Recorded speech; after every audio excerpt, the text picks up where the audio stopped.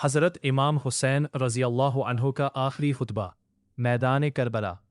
آپ رضی اللہ عنہ نے اپنے اونٹ پر سوار ہو کر دشمن کے لشکر کو مخاطب کیا اور بلند آواز میں فرمایا، اے لوگو، جلدی نہ کرو، میری بات سن لو، مجھ پر تمہیں سمجھانے کا جو حق ہے اسے پورا کر لینے دو اور میری آنے کی وجہ سن لو۔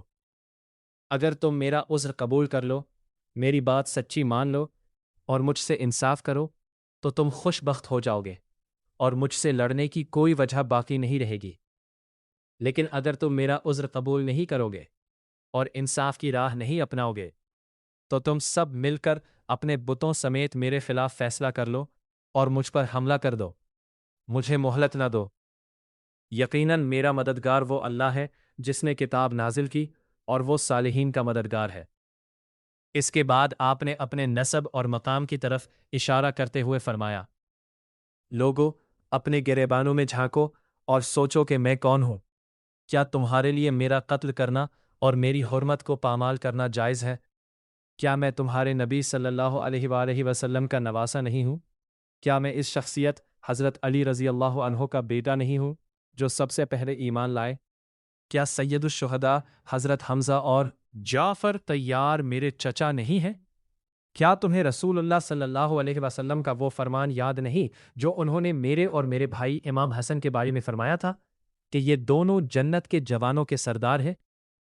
جب کوفہ کے لشکر نے خاموشی اختیار کی تو آپ نے ان کے خطوط کا ذکر کرتے ہوئے فرمایا، اے شبث بن ربی، اے حجار بن ابجر، اے قیس بن اشف، کیا تم لوگوں نے مجھے خط لکھ کر نہیں بلایا تھا کہ ہمارے پھل پک چکے ہیں، ہمارے باغات ہرے بھرے ہو چکے ہیں اور آپ ہماری طرف تشریف لائے کیونکہ آپ کا ایک تیار لشکر آپ کا انتظار کر رہا ہے؟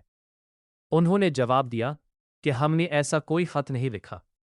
اس پر امام حسین رضی اللہ عنہ نے فرمایا، سبحان اللہ، خدا کی قسم تم نے خط لکھے تھے۔ آخر میں جب قیس بن اشف نے کہا کہ آپ اپنے آپ کو اپنے چچا زاد ابن زیاد کے حوالے کیوں نہیں کر دیتے، تو آپ رضی اللہ عنہ نے وہ تاریخی جواب دیا جو ہمیشہ کے لیے حق کا نعرہ بن گیا، خدا کی قسم، میں اپنا ہاتھ ایک ذلیل انسان کے ہاتھ میں نہیں دوں گا اور نہ ہی غلاموں کی طرح تمہارے سامنے بھاگوں گا۔ میں اللہ کی پناہ مانگتا ہوں ہر اس متکبر سے جو روز حساب پر ایمان نہیں رکھتا۔ اس خطبے کا مقصد امام حسین رضی اللہ عنہ جانتے تھے کہ یہ لوگ ان کا خون بہانے پر تلے ہوئے ہیں، لیکن آپ نے یہ خطبہ اس لیے دیا تاکہ دشمن پر حجت تمام ہو جائے اور کل قیامت کے دن کوئی یہ عذر پیش نہ کر سکے کہ ہمیں حقیقت کا علم نہیں تھا۔